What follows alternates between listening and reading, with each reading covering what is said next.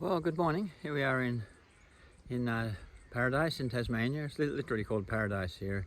It's Mount Roland behind there, and yeah, it's a beautiful morning. It's been raining a bit, a little bit fresh still, but it's not too bad. Today I just want to talk a little bit about just becoming enlightened. A bit breezy. So many people are caught up in well, there's seekers and there's searchers and people who just want to live a better life. But enlightenment it's very simple, really. It's not like you need to spend years and years, multiple trips to India or ashrams or there's so many modalities out there now, from numerology to meditations to Reikis and yogas and all these things, which are all well and good. But discovering who you really are and becoming enlightened or self-realized, or discovering your true nature, or awareness, or God, or whatever the zillion names are that you will like to call it, is simply, in its simplest form,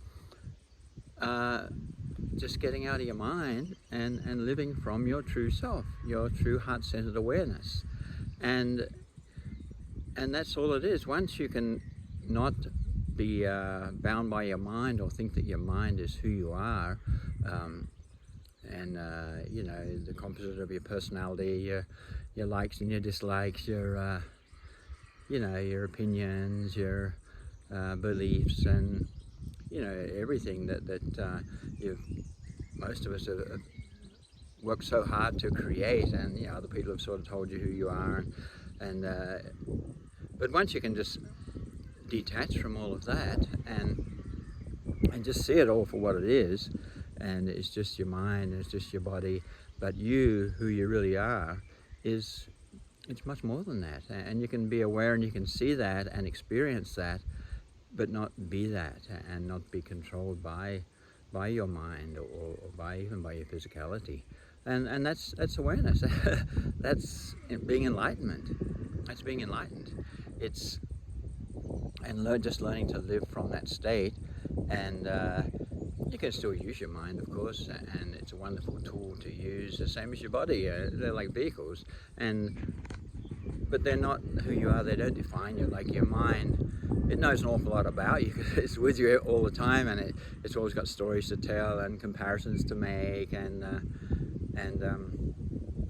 things to measure, but it's not you, and it's just a tool. And as we can learn to live more and more from our heart-centered awareness, which is pure love, it's pure bliss, it's pure effortlessness, and it's non-personal, it's impersonal.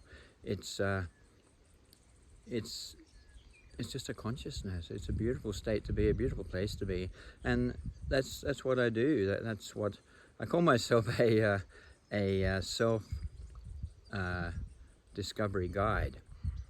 And because once you've discovered who you really are, you can tell other people about it, which is sort of what I'm doing here, and what some of the other enlightened beings and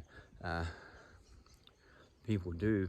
But you can only point and guide. And for you who already realized, you of course know that it's not something, it's not conceptual, it's not something that you can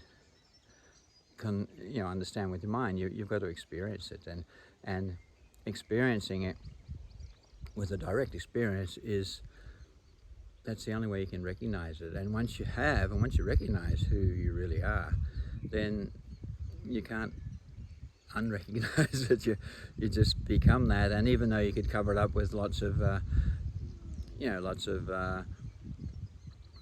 filters and coverings and beliefs and all the rest of it, you still know that you're who you really are. But the more you can live from that place of awareness, from that knowing, the less you're controlled by all the drama in the world. Life is still full on. You can still experience everything, of course, and you do.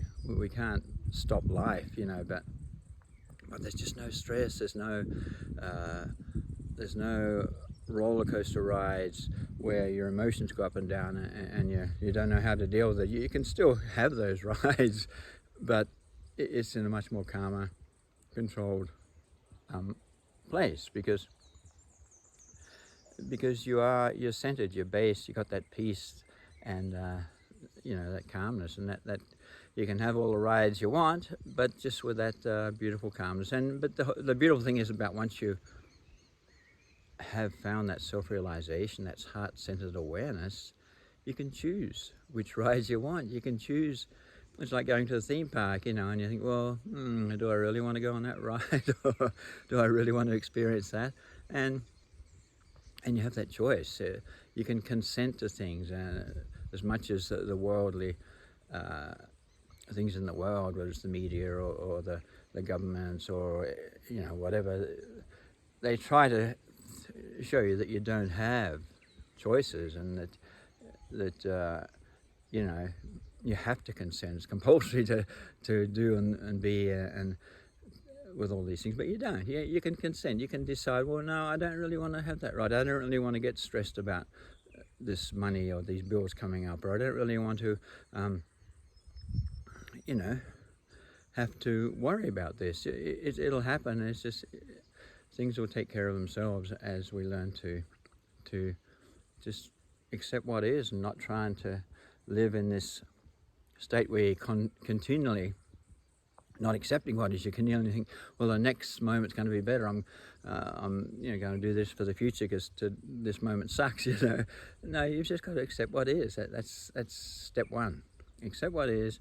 Don't try and change everything and fix everything and solve every problem and just be the doer, the big doer. You've just got to let it go, let it be, and trust your instincts, trust your intuition, trust your guidance, and just know that the universe has your back, and things are going to get resolved.